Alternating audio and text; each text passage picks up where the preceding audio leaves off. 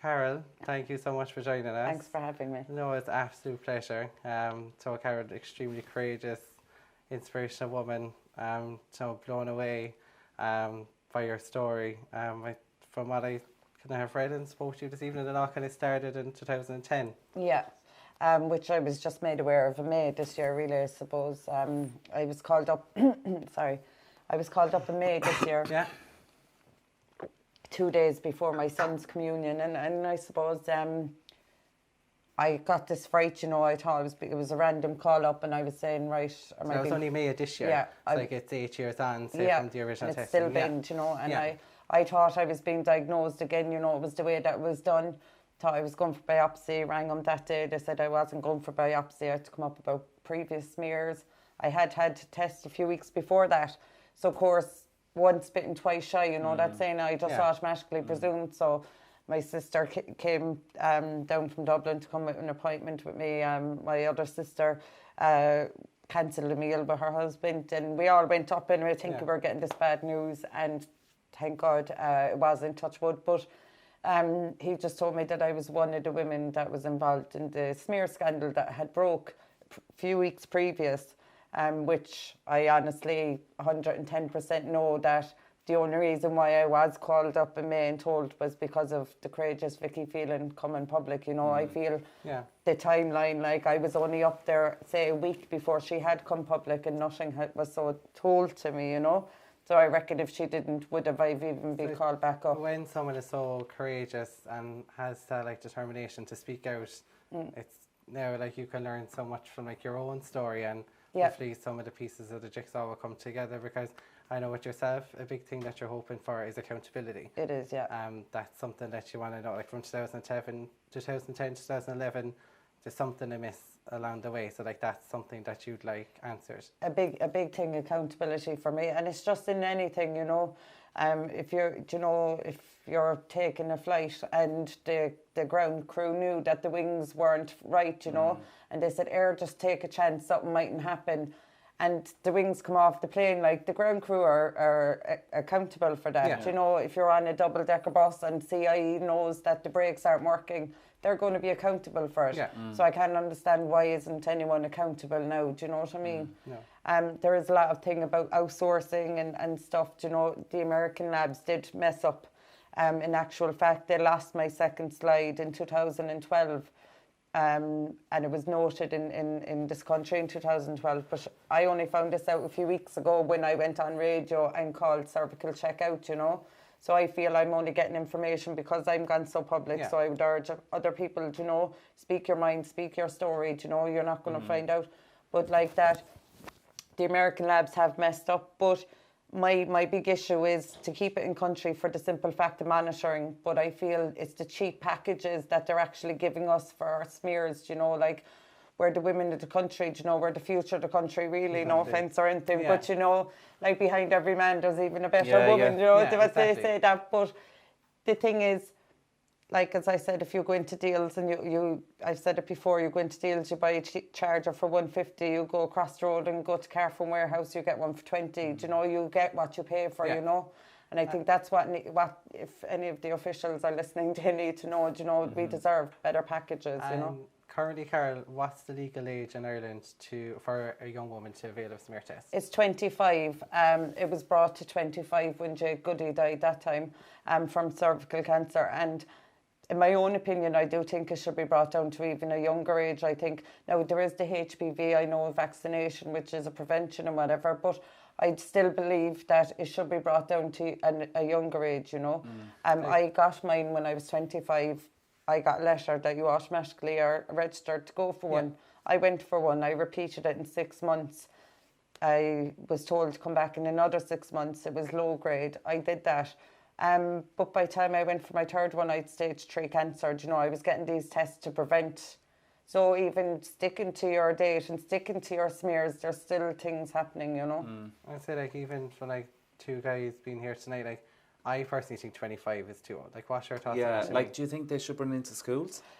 I think definitely hitting the 20 years, yeah, definitely. Like, young girls are a lot younger now, being more sexually active as well. there's a lot more things coming into the country. Do you know, I do honestly think I only had a conversation with my sister the other day. She's only 19, and she had, I suppose, because of me being sick as well, and she had tried to go and even tried to go private to pay for a smear because I suppose her sister being so sick, she has been fearful. That fear would be And there. she was told no, even if she paid for it, that they wouldn't do one. Do you know? Like And I if think she's that's willing wrong. to pay for a service, shouldn't that service be carried? Like though she's, especially with like, she's seen firsthand your That's it, experience. like- So of course, at 19, And if you don't, you know, when young want girls to go don't about feel it. right, you know, they want to get, and they, you know, it's a good thing people want to get these checks done. You know what I mean? Like, I think anything medical, especially if you're curious about exploring something, to discover it and like get a check, regardless of age, I think it should be done for you. I think we live in a society now where like we have the technology, and you know, we do have the professors there, the doctors there. If someone wants to go about a test in any way at any stage in life, I don't think they should be declined it. But that's just our healthcare in this country. Do you know what I mean? It's all about them and widening their wallets, really. Do you know what I mean? Like, because it'll take more money out of their pockets, really, because more. Whereas if they stick at certain age groups, it's less people doing it. You know. And Carol, I heard like you've mentioned like you have 2 young boys. What age groups are they?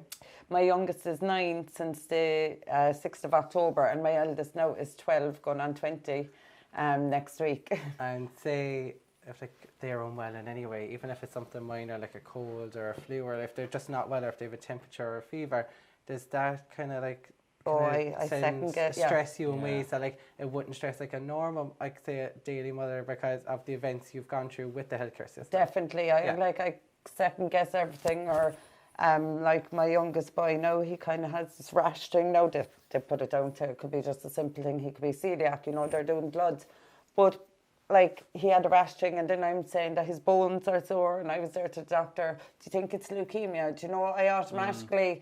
I think the worst all the time, you know, and I think that's going to be a big thing to get back, is the trust, you know. Once it's very hard to build back up trust, you know. Like these professionals they went to college, you know, to get these letters behind their names, and they went to college, and we put our faith in them, you know what I mean? That's their profession. They've done these studies, they've done, like, they had to achieve very high academically in order to go on. No, I'm not saying every doctor, don't get me wrong, do you know what I mean? I'm not painting everyone with the same brush or anything, but you go to a doctor, they do a test, you know, you're like, right, that's my bit done, do you know what I mean? So you're waiting, and then when you hear then that not only did they do it wrong, but they're covering up, do you get me? It's just, and say, like, if it's human error, like in relation to the slides, fair enough, human error, like not every test, like drug test, pregnancy test, all tests you do, always say, look, 99% accurate, 95% accurate. That's fine. Everything isn't foolproof.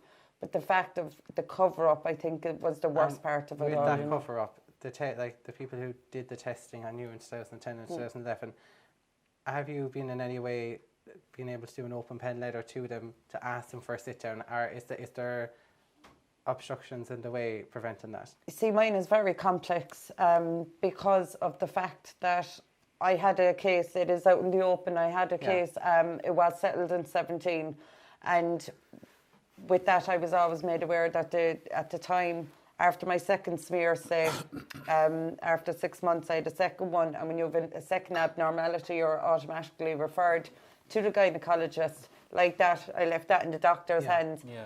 But the doctor, when I got sick, and my mum wanted to know, right, you got someone messed up. I said, I don't care who messed up, let me have my treatment, get better. So I did go ask questions. How long was the treatment process? Because like you've gone through the chemotherapy and the radiotherapy. How long was that treatment process?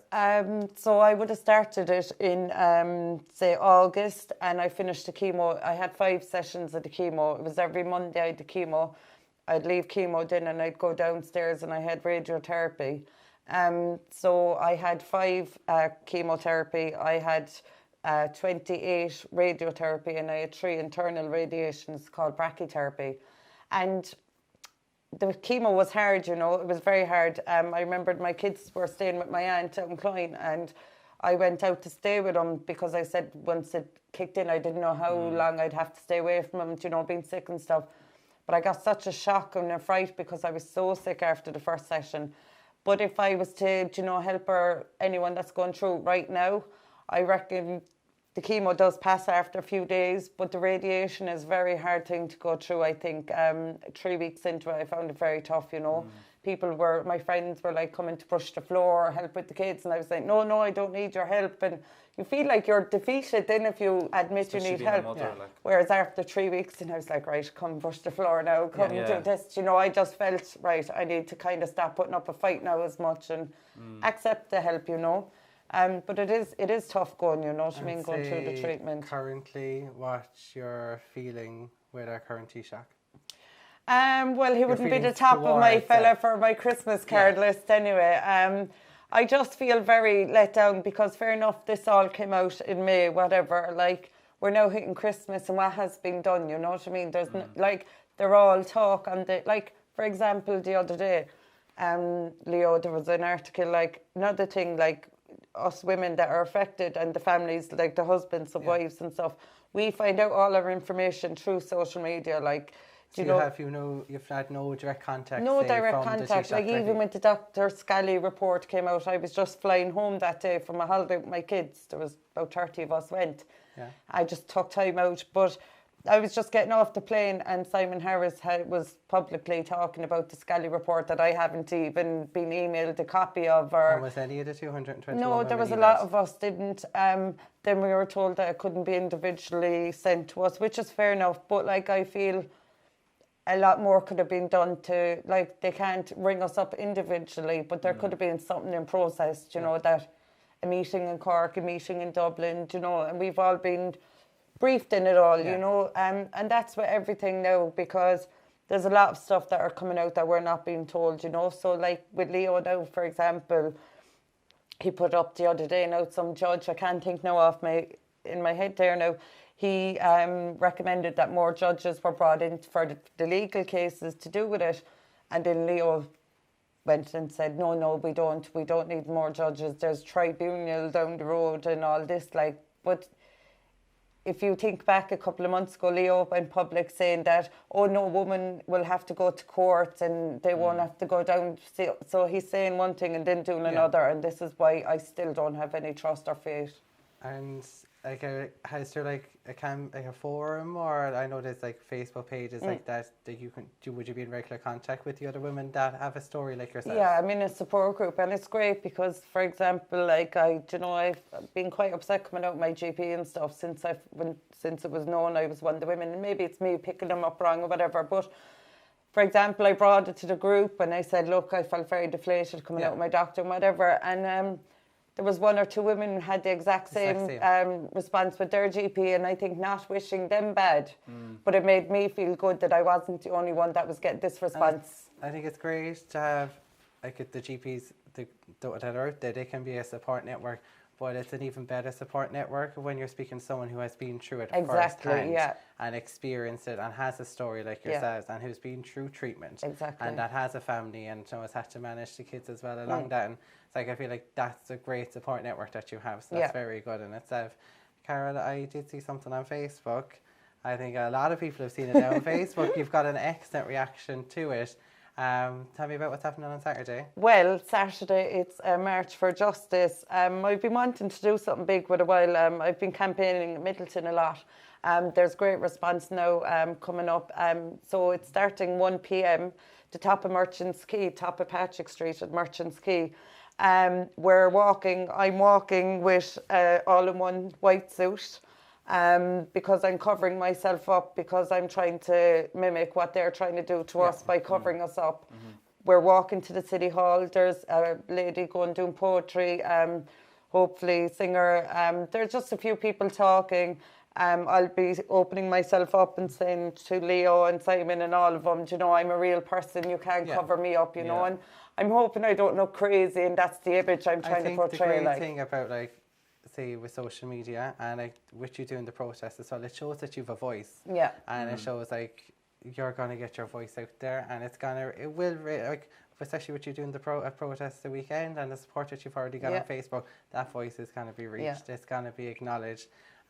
Do me a favour, enjoy your Christmas. Thank you. Come back to me in the new year and let me know how Saturday went, and let me know if you have any updates. And anyone that can come, please come. I hope it's great success on Saturday. I wish you all the best with it. Thank you. Timmy, thank you so much for coming all the way down. Nice to meet you. Thank you, you too. To keep up to date with all Timmy's modelling events, work, before I might see you on London Fashion Week soon. Hopefully, next so year. it's, as we said, the Instagram and the website. The very website, good. yeah. It's very good. Great website. And guys, don't forget, we have an excellent competition on tonight. Big thank you to O'Donovan's Off Lawsons. And we have 2 lovely bottles of wine here to give away. One will be one bottle of wine, guys, comes from a competition. If you go onto our GoFundMe page for Brandon and make a donation, please, guys, something small. I know Christmas is coming up, but Joe, we're a very kind nation. We can do something. And the second bottle of wine will go to the lucky person who shares tonight's show. They will be entered into a competition also. Guys, I'm back again next Tuesday, my 3rd show. This is the 2nd show now tonight, guys, so thank you for coming. 8:30, so please tune in. And a big thank you to our sponsors, the Corn Store, Verso Fashions, O'Donovan's Off Lawsons, and Energy Awareness. Thank you, guys.